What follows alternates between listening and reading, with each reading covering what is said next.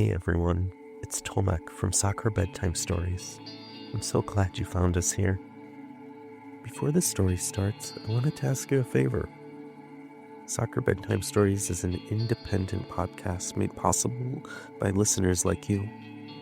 If you are a returning listener, I would like you to consider joining Soccer Bedtime Stories community by becoming a member. You can click on the link in the podcast description or by visiting soccerbedtimestories.com. For as little as the cost of a coffee per month, you can ensure that the show continues and remains ad-free and accessible to fans all around the world. If this is your first time here, welcome. I hope you enjoy the story, and I hope you reach out on Instagram and My Soccer Bedtime or at soccerbedtimestories.com. I hope you enjoy this story. Sleep well and dream big, soccer friend.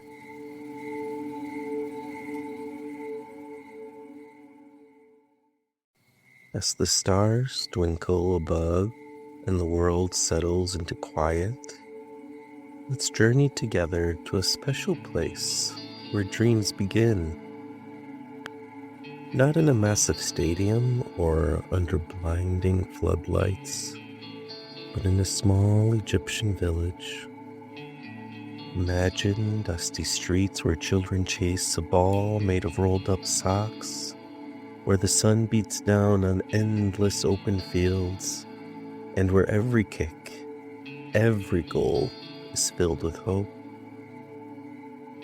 Tonight we'll follow the incredible journey of Mohamed Salah, a boy who once played barefoot in those very streets and grew into one of the greatest footballers of his generation. From his humble beginnings in Egypt to the grandest arenas in world football where the grass is green and the crowds are loud, Mo's story is one of resilience, determination, and the unshakable belief in a dream.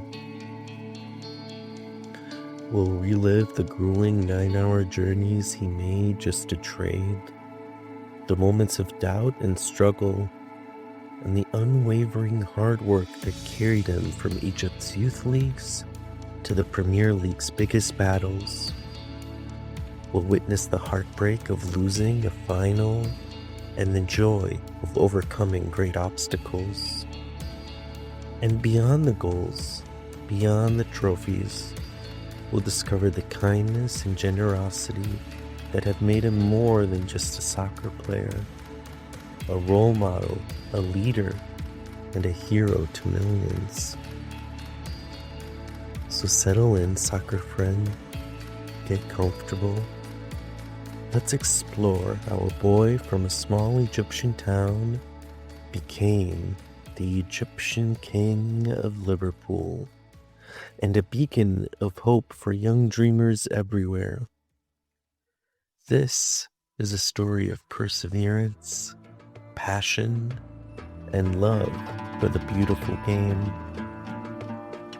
Mohamed Salah, the Egyptian king. In a quiet Egyptian village called Nagrig, the scent of jasmine flowers filled the air, and the golden sand shimmered under the hot sun. The streets were alive with the voices of children laughing, their feet kicking up dust as they played. Among them was a boy named Mohamed Salah, or Mo, as his friends called him. He was always running, chasing a ball, chasing a dream.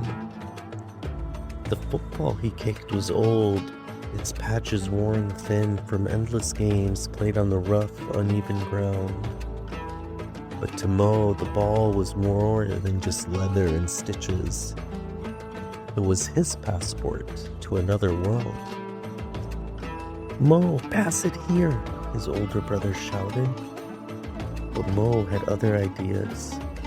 He darted left, then right, leaving his friends behind, moving like a shadow in the wind. With a flick of his quick left foot, he sent the ball sailing into a goal made of 2 large stones. Goal! His friends groaned, but even they had to admit Mo was different. Faster, sharper, more determined. As the sun dipped below the horizon, the other boys went home for dinner, but Mo stayed behind, practicing in the fading light. He looked up at the stars, their tiny sparks glowing against the deep purple sky. "One day I'll play in the biggest stadiums in the world," he whispered. His father had told him that dreams only come true for those who work for them. And Mo was ready to work harder than anyone else. At 14 years old, Mo's life changed forever. It happened on an ordinary afternoon, the kind where the Egyptian sun hung lazily in the sky, casting long shadows over the dusty field where the local boys played football. A scout had come to watch another player, but something or someone distracted him. Mo moved across the pitch like the desert wind, swift and untouchable, his feet speaking a language only the ball could understand. He wasn't the biggest nor the strongest, but there was something undeniable about him. The way he anticipated a defender's next move, the way he turned nothing into magic. After the match, the scout approached him, his sharp eyes studying the boy who had just danced through defenders like they were ghosts. "You have a talent, kid," he said. "We want you to train with Al-Makoloun in Cairo." The words hit Mo like a bolt of lightning. Cairo, a professional club, a chance to chase the dream he had whispered to the stars every night. But dreams, he soon realized, came at a cost. Cairo wasn't close. It was 200 kilometers away. And there was no easy way to get there. No family car, no train stopping in Nagrig, no shortcut to success. The only way was 4 buses, each way, every single day. And so Mo made a decision, the same one he would make every morning for the next 3 years. Before the sun had fully risen, long before the village streets filled with light, Mo would lace up his worn-out football boots, the ones already fraying at the edges, and step out into the cool morning air. The world was asleep, but his dream was wide awake. He started on foot, walking the long dirt path past fields of jasmine, their scent floating in the crisp dawn air.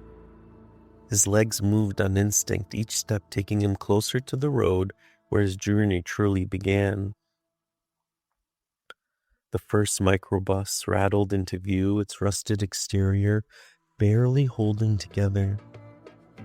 Inside, it was crammed with passengers, workers heading to early shifts, mothers with baskets of fresh vegetables, elderly men speaking in hushed tones about the news of the day.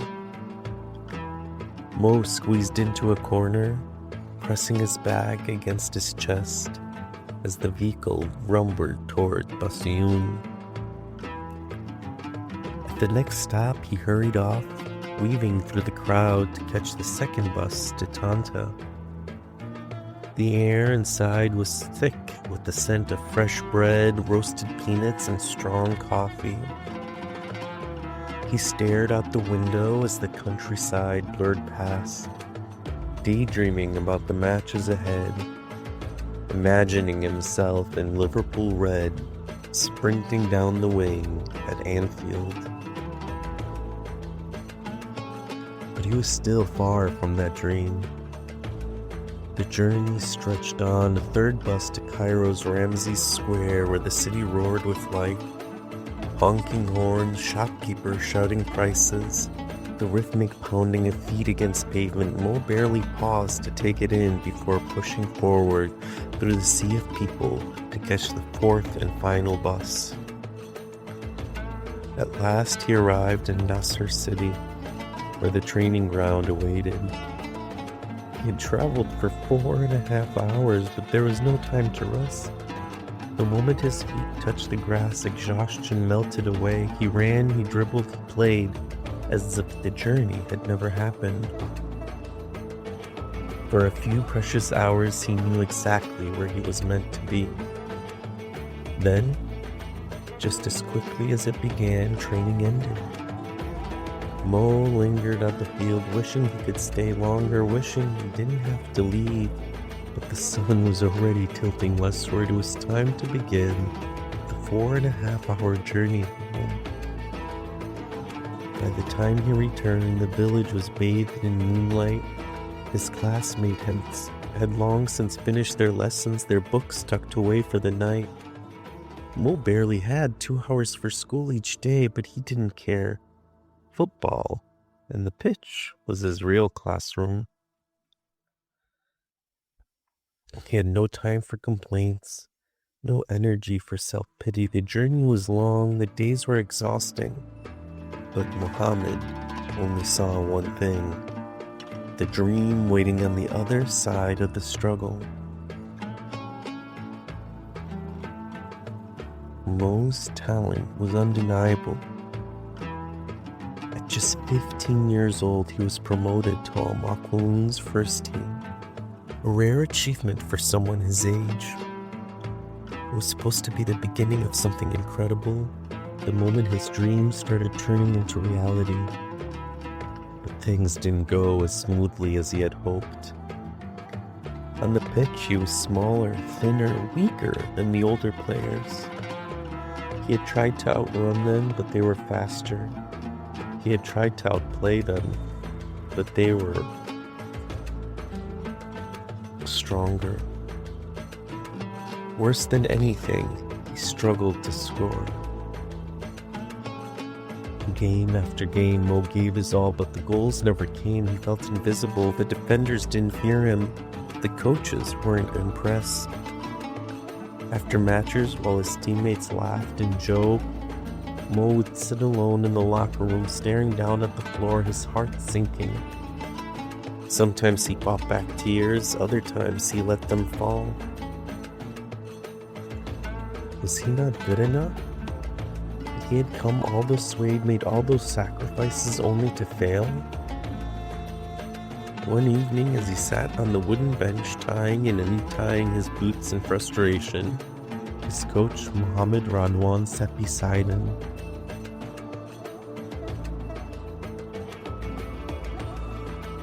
You can believe the people who say you're not good enough, or you can prove them wrong. Mo didn't answer right away. He let the words sink in, then slowly he nodded. That night he made a decision. He would trade harder than anyone else. When training sessions ended, he stayed behind, shooting at an empty goal long after the other players had left. He practiced his dribbling, weaving the ball through the cones until his movements became second nature. He sprinted up and down the pitch over and over until his legs burned and his lungs screamed for air. There were no shortcuts, no easy fixes, but every drop of sweat, every aching muscle, every extra minute spent on the pitch brought him closer to his dream. And then one day it happened. They were playing against Al Ahly, the biggest club in Egypt. The crowd was loud, the defenders were fierce, but Mo was ready. The ball came near him in the penalty box. His heart pounded. This was his chance. He took one touch to settle the ball, then another. He saw a defender closing in, but he didn't panic. He struck the ball with his left foot. Time seemed to slow. The ball sailed past the keeper, ripping the back of the net. Goal! For a split second, there was silence, and the stadium erupted. His teammates rushed toward him, piling on top of him in celebration. He could barely breathe under the weight of their cheers, their hands ruffling his hair, their shouts of excitement ringing in his ears. He was gonna make it.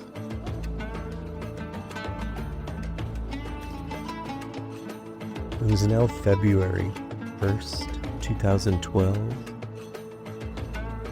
and everything changed. A night that would forever be remembered in Egyptian football history. Mo wasn't at the Port Said Stadium that evening, but he felt the weight of what happened as though he had been standing in the stands himself. Al Ahly had played against Al Masry, a match like any other until it wasn't. The final whistle should have signaled the end of the game. Instead, it signaled chaos. Fans stormed the field, some attacked, some tried to escape, some fought back. This wasn't just a football fight. This was a message. For months, Al Ahly's ultras, the club's most devoted fans, had been on the front lines of Egypt's revolution, standing against dictatorship, demanding freedom. That night in Port Said, they were punished for it. Security forces stood back as the violence erupted. 74 lives were lost. The stadium became a battlefield, and the government's silence spoke louder than any chant ever could. The country mourned.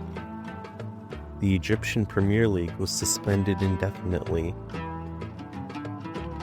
For Mo, for his teammates, for every young player trying to make it, football was suddenly gone. Felt adrift as if someone had taken away his compass. Without matches to play, without a league to compete in, what was he supposed to do? For the first time since he had started chasing his dream, feared it might be slipping away. And then the phone rang. Basel, a Swiss club, wants to sign you. Mo's heart skipped a beat. Switzerland, Europe, a whole new world. The decision was easy. Within days, he was boarding a flight, leaving Egypt behind and stepping into the unknown. The moment he arrived in Switzerland, he knew life would never be the same. The air was cold, sharper than anything he had ever felt. The streets were lined with buildings that looked like something from a postcard, their rooftops dusted with snow. Everything was different. The food was strange. The people spoke languages he couldn't understand. Even the way they played football here was different. Slower, more tactical, more structured. Mo was used to the raw, fast-paced street football of Egypt. Here, everything had rhythm, a method, a system. He felt like an outsider, a visitor to someone else's game. And then there was the training. From the moment he stepped onto the pitch, he could feel the watchful eyes of the coaches evaluating, judging. He didn't speak their language, but he could read their expressions. At the end of the first training session, he saw their doubts. He heard the whispers. Did we sign the wrong player? His passes weren't crisp enough. His movements weren't in sync with the team. His shots lacked precision. That night, he lay in bed staring at the unfamiliar ceiling above him. For the first time in a long time, he felt alone. But he had been here before. The doubts, the whispers, the struggles, he had faced them all in Egypt. And just like before, he refused to give up. The next day he arrived at training early. While his teammates stretched, he ran. While they finished their drills, he stayed behind to practice his shots. By the second day, something inside him ignited. By the third day, something clicked. His feet moved faster, his dribbling sharper than ever. His mind adjusted to the rhythm of the Swiss game. But he never let go of his Egyptian style, quick, direct, fearless. He became a blur on the field. Defenders struggled to keep up as he weaved past them. He no longer thought about the cold air or how far from home he felt. All he focused on was the ball at his feet. By the end of the week, he was the best player on the field. The same coach who had once doubted him now watched with wide eyes, shaking his head in disbelief. Mo Salah had arrived, and he never looked back. Mo never forgot the whispers that followed him when he arrived in Switzerland. Did we sign the wrong player? But by the time he left Basel, those same voices had transformed into praise. He spent 2 seasons in Switzerland, helping his team win 2 league titles and turning heads across Europe in the Champions League. Scouts took notice, big clubs started calling. He was no longer just a promising player from Egypt. He was a rising star. Then came the moment that would shape his future. It was January 2014, and 2 of England's biggest clubs were chasing him, Chelsea and Liverpool. Liverpool had wanted him first. Their manager, Brendan Rodgers, had spoken highly of him. The deal seemed certain. Then, out of nowhere, big money Chelsea swooped in. A last-minute phone call, a bigger financial offer, a personal conversation with Jose Mourinho. And just like that, the decision was made. Mo went to Chelsea. It was the move of a lifetime, who stepping into a dressing room full of world-class players like Eden Hazard, Didier Drogba, even Frank Lampard. The Premier League, the biggest stage in football, was now his home. But instead of a dream, it became a nightmare. At Chelsea, he was barely given a chance. He struggled for minutes, watching from the bench as others took the spotlight. Mourinho, the manager who had convinced him to come, rarely picked him. And when he did, the pressure was suffocating. In the dressing room, he felt like an outsider. On the pitch, he felt invisible. Had he made the wrong choice? Doubt crept in. But doubt had never stopped him before. So now, when an opportunity came to leave Chelsea and move to Italy, he took it. First, he went to Fiorentina on loan, escaping the cold, grey frustration of London for the warmth of Florence. The moment he stepped onto the pitch in Italy, everything felt different. He was playing again. He was scoring again. Then came Roma, a bigger club, a bigger opportunity. And for the first time in years, he felt like he belonged. At Roma, he was unstoppable. He wasn't just fast, he was lightning. Defenders couldn't catch him, goalkeepers couldn't stop him. In his second season, he racked up 15 goals and 11 assists, leading Roma to a second-place finish in Serie A. And that's when Liverpool came knocking again. 3 years after missing out on him, Liverpool weren't going to let him slip away this time. Their new manager, Jurgen Klopp, had a vision. He wanted to build a team full of speed, hunger, and attacking firepower. And at the heart of that vision, Mohamed Salah. In June 2017, Mo returned to the Premier League, this time with something to prove. Not one, not even Jurgen Klopp could have predicted what happened next. From the moment Mo Salah stepped onto the pitch in a Liverpool shirt, it was as if he had been unleashed. He wasn't just good, he was record-breaking, jaw-dropping, once-in-a-generation spectacular. His speed was electrifying, his dribbling hypnotic. He moved like a shadow, too quick to catch, too sharp to stop. Defenders lunged at him, desperate to halt his progress. But Mo would simply glide past them, leaving them behind like footprints in the sand. With every match, he wrote his name to Liverpool's history books. In his first Premier League season, Mo did the unthinkable. He scored 32 goals, breaking the record for most goals ever scored in the 38-game season.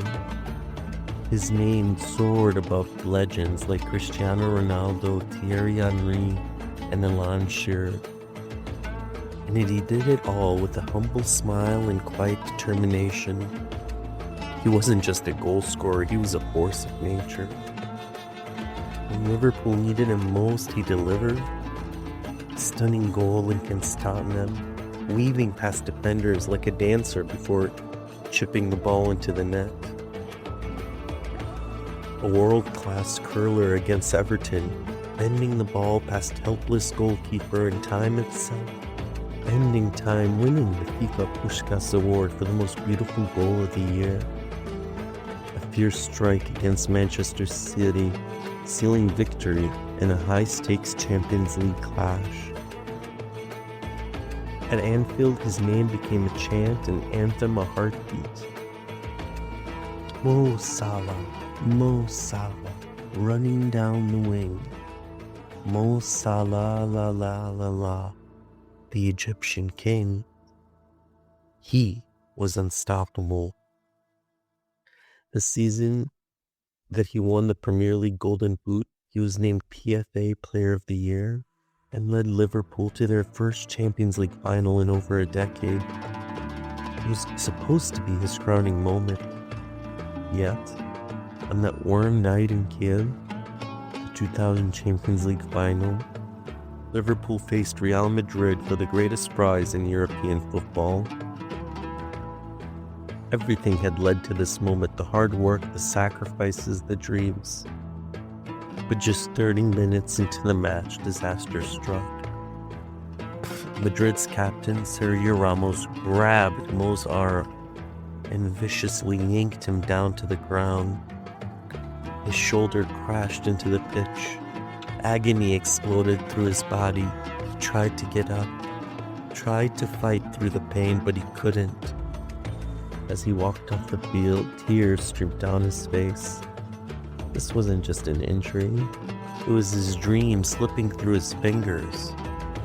Liverpool, without their brightest star, lost the match. The heartbreak was overwhelming, but Mo had been here before.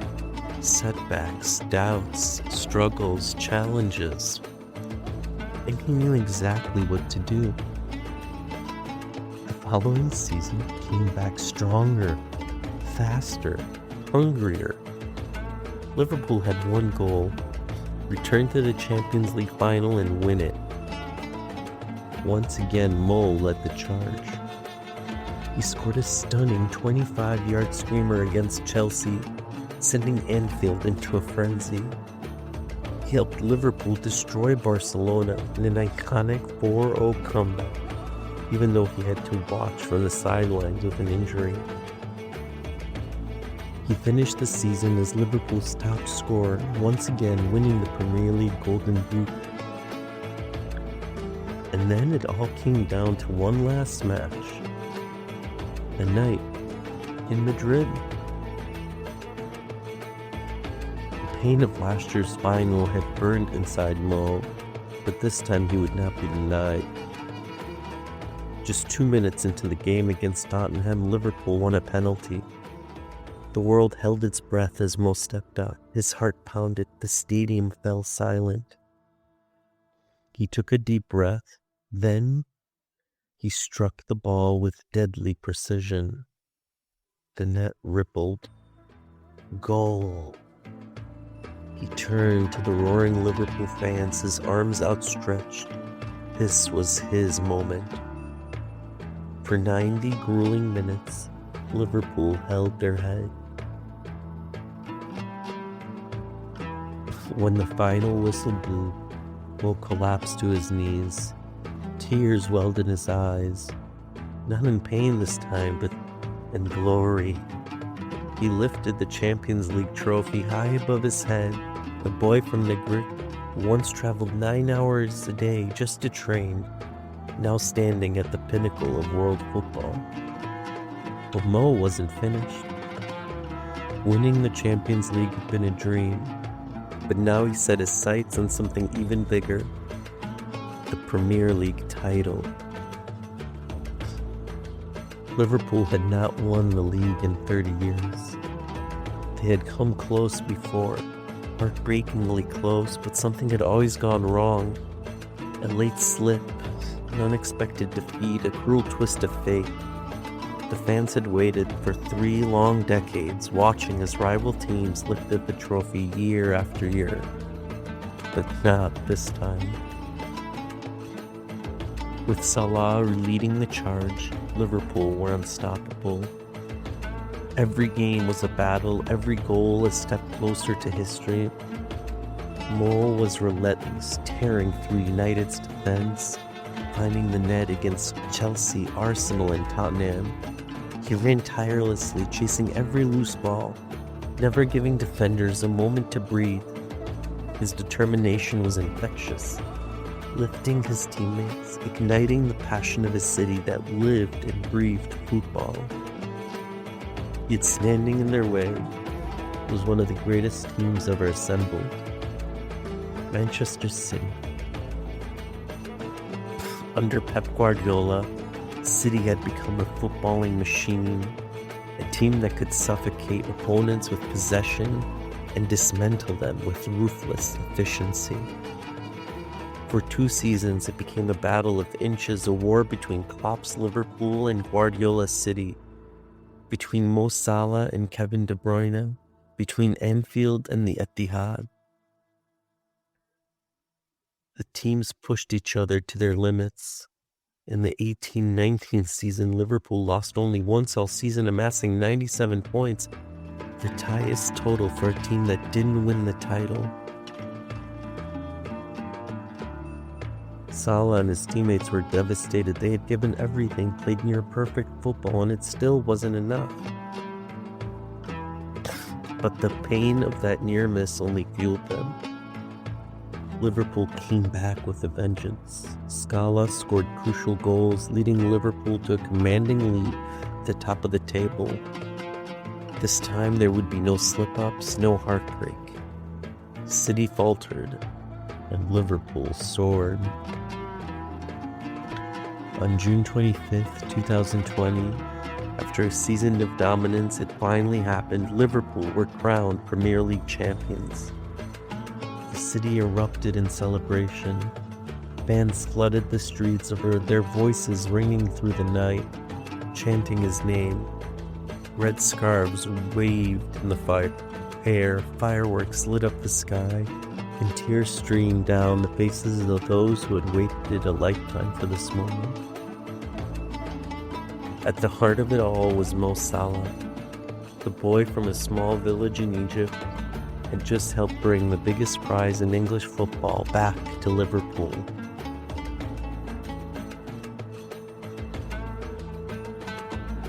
This celebration was Liverpool's, as well as it was Egypt's. And Mo's story wasn't just about club football. In Egypt, he was more than just a superstar, he was a national hero. Everywhere he went, his name was spoken with pride. In the streets of Cairo and the markets of Alexandria and the smallest villages where children kicked footballs against dusty walls, everyone knew who Mo Salah was. He was the pride of the nation, the proof that dreams could come true no matter where you started. And then there was that night in Alexandria, the moment that forever cemented his legend. Egypt had been waiting for 28 years to return to the World Cup. And now, in a crucial qualifier against Congo, the entire country held its breath. The game had been agonizing, but the score was locked at 1-1, and time was slipping away. One last chance remained. In the dying seconds, Egypt won a penalty. The weight of millions of dreams rested on one player's shoulders. Mo stepped up to the spot, took a deep breath. The stadium fell silent. A steady run, a clean strike, goal! The ball hit the back of the net, and for a moment the world seemed to pause. Then the explosion of sound. 90,000 fans inside the stadium erupted, their voices shaking the night sky. Across Egypt, people ran to the streets, hugging strangers, falling to their knees. Tears and joy streamed down Mo's face, and he was buried under his teammates, the weight of the moment overwhelming him. For the first time since 1980, Egypt was going to the World Cup. Mo wasn't just a footballer anymore. He was a symbol of hope.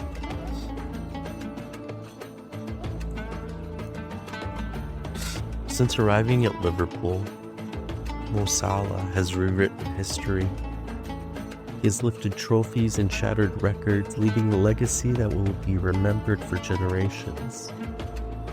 He became a Champions League winner, guiding Liverpool to European glory. He finally brought the Premier League title home, ending the 30-year drought. He won the FA Cup and FIFA Club World Cup, cementing Liverpool's place among the world's best. He claimed the Premier League Golden Boot 3 times, proving himself as one of the deadliest forwards in soccer. He became Liverpool's all-time Premier League goal scorer, surpassing Club. Back home, people in Egypt didn't just admire Mohamed Salah, they worshipped him. To them, he wasn't just a footballer, he was a national treasure, a symbol of hope, and a hero in the truest sense. They called him the happiness maker.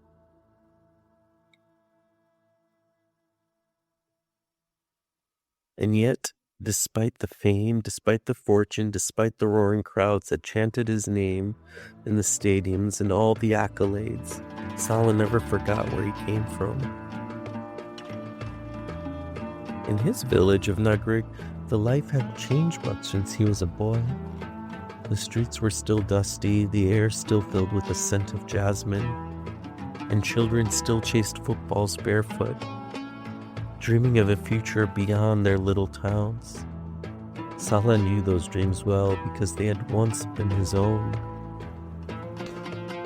So he gave back. He built schools, ensuring that the children of Nagrig could get the education he had once sacrificed for football. He funded hospitals, providing medical care for those who could never afford it. He donated millions of Egyptian pounds to help struggling families, never seeking recognition, never expecting thanks. There were stories of his generosity and kindness, like the one about a thief. One day, a poor man was caught stealing from Salah's family. The police arrested him, ready to bring him to justice and make an example of them. How dare he steal from Mohamed Salah? But Mo had other plans. Instead of pressing charges, he helped the man find a job, ensuring that he would never have to steal again. "If I punish him, what will change?" Mo said. "But if I help him, maybe his life will be different." The man, overcome with gratitude, wept. In Egypt, his generosity was legendary. But Salah's influence stretched far beyond his homeland. In England, Mo Salah's impact extended far beyond the football pitch. For years, Islamophobia had been an ugly reality in the country. Muslims were often viewed with suspicion, their culture misunderstood, their presence met with hostility. But something remarkable happened when Mo Salah arrived at Liverpool. With every dazzling goal, every moment of brilliance, every humble post-match interview, he changed perceptions. He never spoke about politics. He never demanded respect. He simply played football with joy, with passion, with humility. He treated people with kindness and love, and people noticed. When Salah prostrated in prayer after scoring, Liverpool fans didn't mock him. They joined in his celebrations. When he fasted during Ramadan, they didn't question it. They admired his dedication. His presence made people see Islam differently, not as something foreign, but as something familiar, kind. A study even showed that since Salah's arrival in Liverpool, hate crimes against Muslims in the city and the surrounding regions had dropped significantly. His success had done what no speech or campaign ever could. It had changed hearts. For the first time, a footballer was breaking barriers, not just in sport, but in society. One day, in a small street in Egypt, a little boy kicked a battered football, his face shining with excitement. He wore an old ripped t-shirt with the name Salah scrawled across the back. A passerby stopped by to watch and asked with a curious smile, "Who's your hero?" The boy grinned, eyes filled with dreams bigger than the sky. Mohamed Salah. Because once long ago, there was another boy who chased a football down the dusty streets. A boy who woke before dawn, traveling 9 hours a day just to train. A boy who faced doubt, failure, and heartbreak but never gave up. A boy who proved everyone wrong. Who went from warming the bench to conquering Europe. A boy who stood against the best, battling Manchester City for league titles, scoring in Champions League finals, and bringing the Premier League trophy home after 30 long years. A boy who didn't just win games, he changed lives. He helped the poor, built schools and hospitals, and showed the world that a footballer could be more than just an athlete. A boy who made an entire nation believe. From the streets of Egypt, the bright lights of Anfield, Mo Salah's journey is proof that with hard work, resilience, and heart, anything is possible. So to every young dreamer, every kid kicking a ball in the street, remember, no dream is too big, no obstacle is too great. Sleep well and dream big, soccer friends.